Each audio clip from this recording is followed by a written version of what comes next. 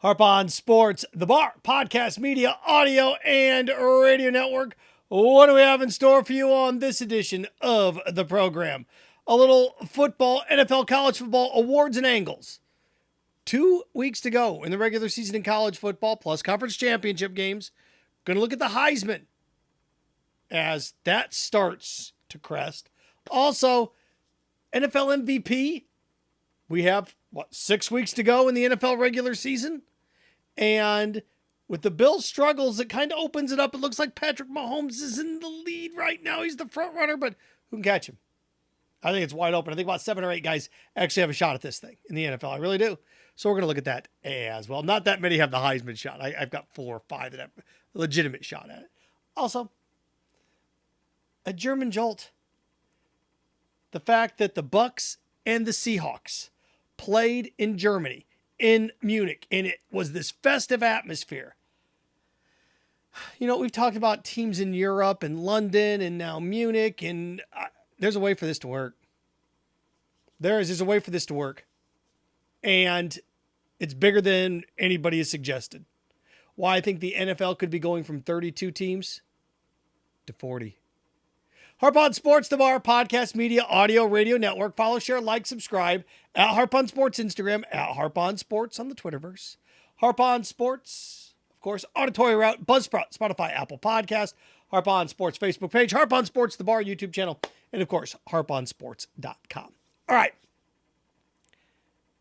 Let's start off with this first.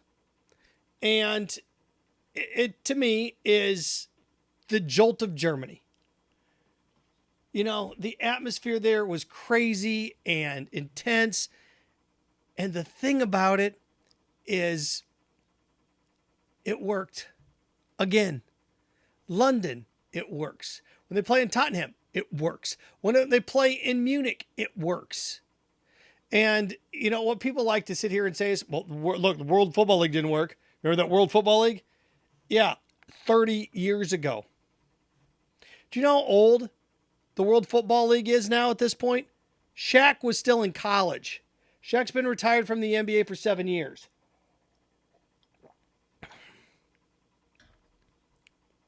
George Bush was president.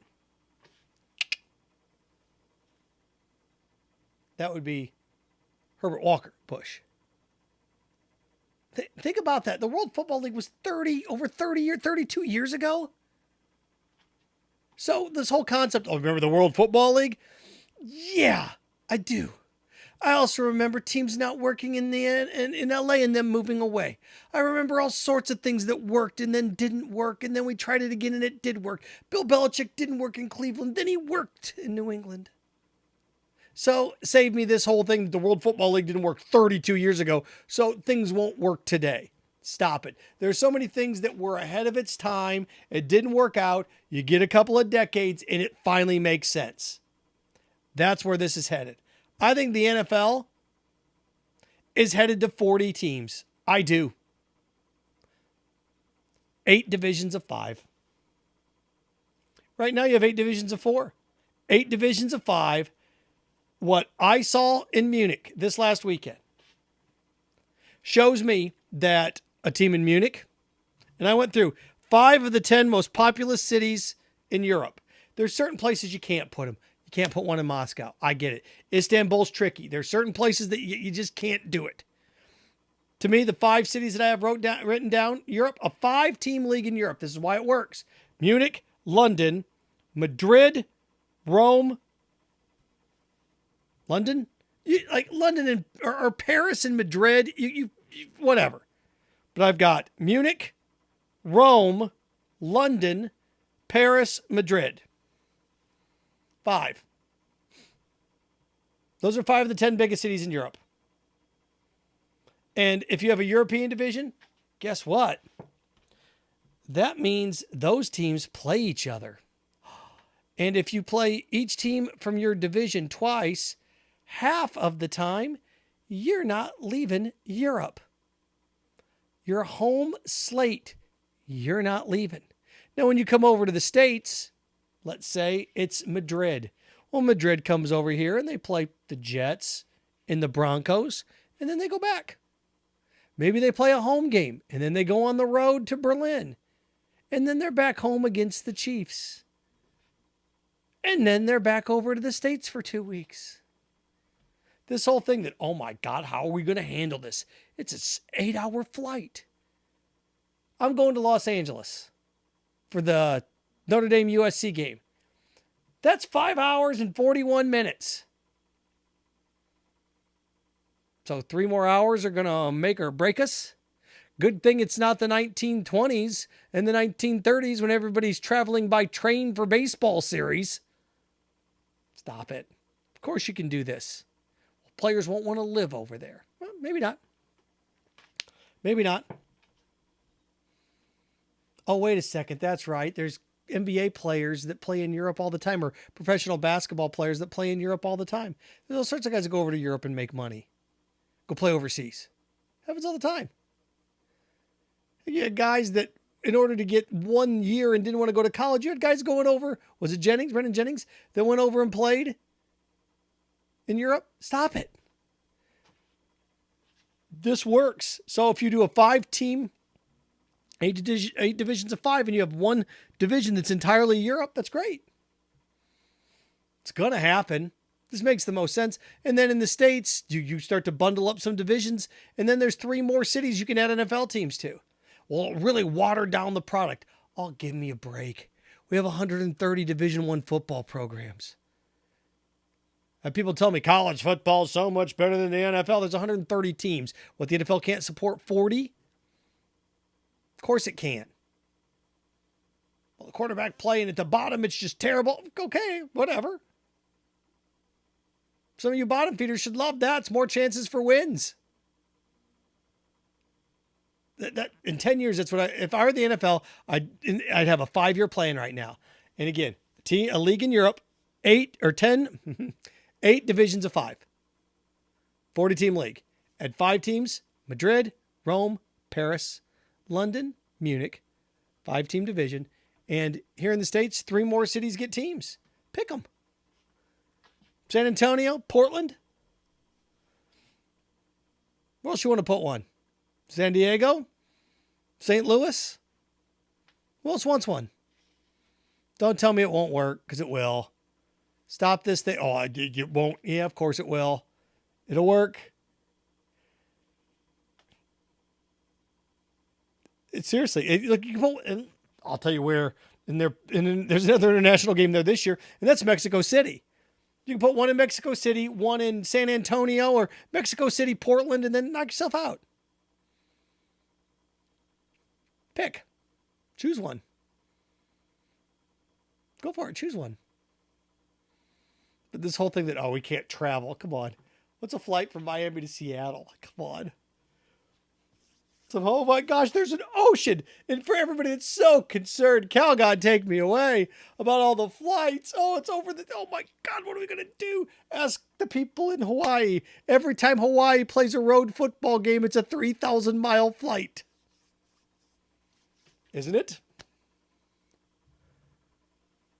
Well, what? Munich. It's a German Jolt. It shows me teams can not. We've known that they can work over there. And the World Football League's a terrible example because that was 32 years ago. Well, it won't work. I think about like clothing brands and things that didn't work. 30 years ago, Nike was number 1, right? Reebok was number 2. What did you have? LA Gear and Puma, and whoops. Well, that'll never work. That'll never work. Pepsi challenging Coke. That'll never work.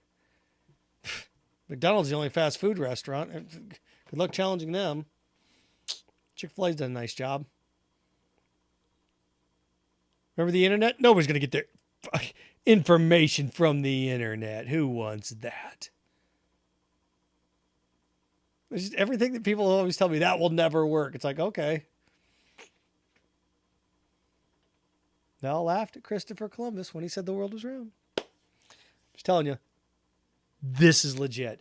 And it works with a 5-team division in Europe. All right, switching gears. College football. A little awards and angles in the National Football League before we get to the college football playoff. And where I sit today with this, I'm going to start with the National Football League first here. To me right now, and I went through and did the numbers, I've got one guy lurking. I'm going to give you the three guys that I would vote for MVP, that I could see winning it right now, who should be the top three. And one guy lurking. The lurking guy is Geno Smith. No, Geno Smith, 2,400 yards, 17 touchdowns, 4 picks. What does that mean? As long as that Seahawks team keeps winning, if that Seattle Seahawks team ends up, what are they right now? Yeah, they just lost. I know they just lost. But if that team ends up 11-6, and Geno Smith ends up with 47, he's on pace right now for 4,500 yards, 31 touchdowns, and 7 picks. Look, if Geno Smith finishes with 30-plus touchdowns and 5 or 6 picks and has close to 4,500 yards passing, it's pretty salty. I didn't say he's going to win. I said he's lurking. Lurking. You should be a candidate. You bet he should be. If you're telling me the Seattle is the worst team in the NFL at the beginning of the year, they're going to finish dead last, and they have no chance to make the playoffs, and all of a sudden they're a playoff team, and Geno Smith is putting up numbers like that, how can't he be a candidate? With what weapons? Metcalf? Okay, what's he done? What's he done with what he's had out there? It's amazing. Pete Carroll, coach of the year in the NFL, isn't he? He deserves some consideration. So you got that. Also, to me, Tyreek Hill should be third on this list right now. Tyreek Hill, the thing that hurts him is he only has 4 touchdowns this year. Tyreek Hill has 1,148 yards. If Tyreek Hill can get 2,000 yards receiving and around 14 touchdowns, he's got some work to do. He's going to have a couple touchdown games here. And people saying, well, Tua gets him the ball. It's Tua. Yeah, Tua was nothing until Tyreek got there. Tyreek was a stud in Kansas City with Patrick Mahomes. Tyreek's a stud in Miami. Tyreek Hill has a chance for 2,000 yards, and Tua wasn't around for 3+ games. You traded 2 first, all those seconds, all those picks to get him. He comes in and is like, well, Tua's the real guy. No, Tyreek Hill's the real guy. This football team is good. This football team's the 2 seed right now in the AFC. Tua's he's having a very good year. If he's not injured, who knows where the Dolphins may be 9-1 if he's not injured. But Tyreek Hill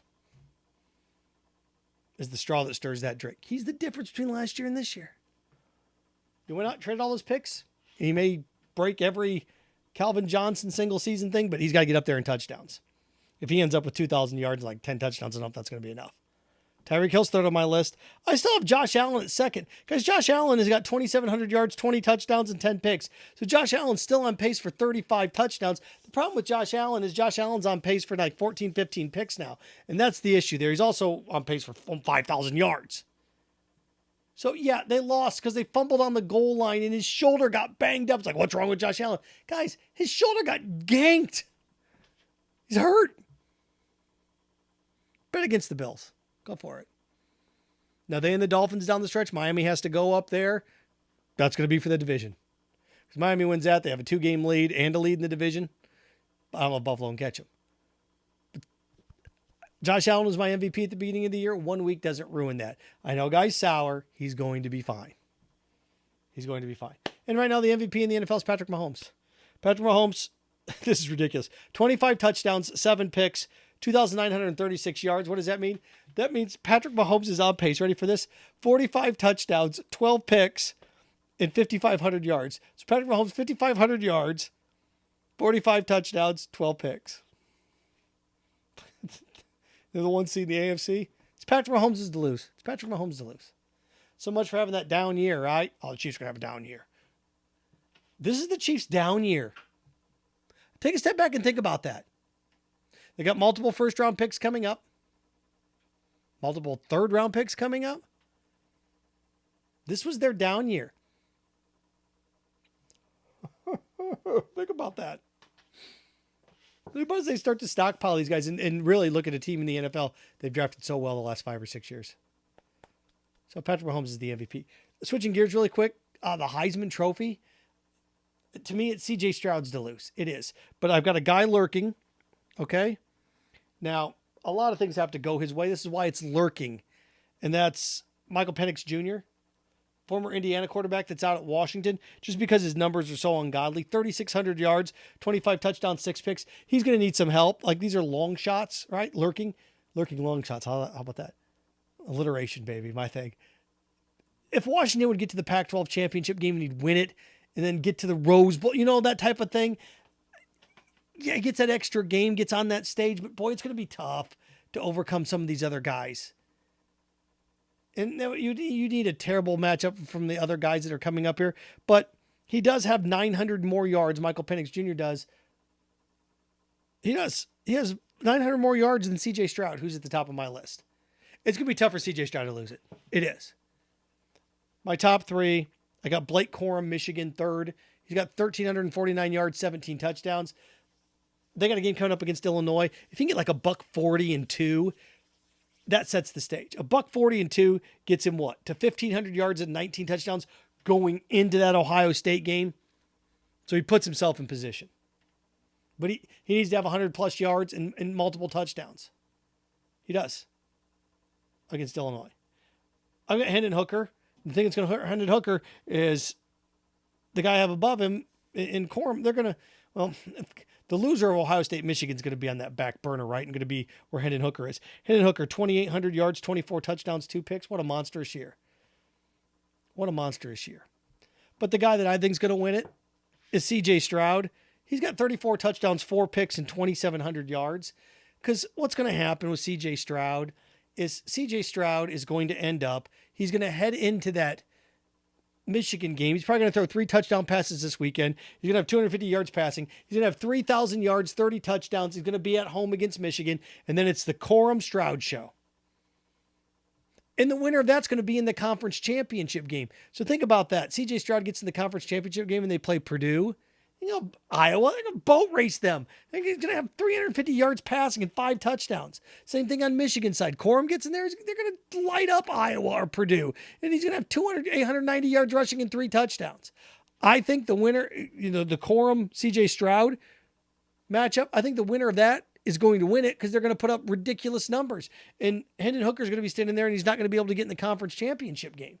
Now, look, I look around.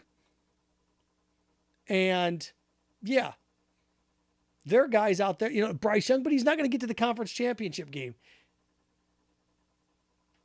I like Duggan from TCU, but he's just not going to have that stage. He can maybe get in there and get invited, but not win it. It's a 3-man race.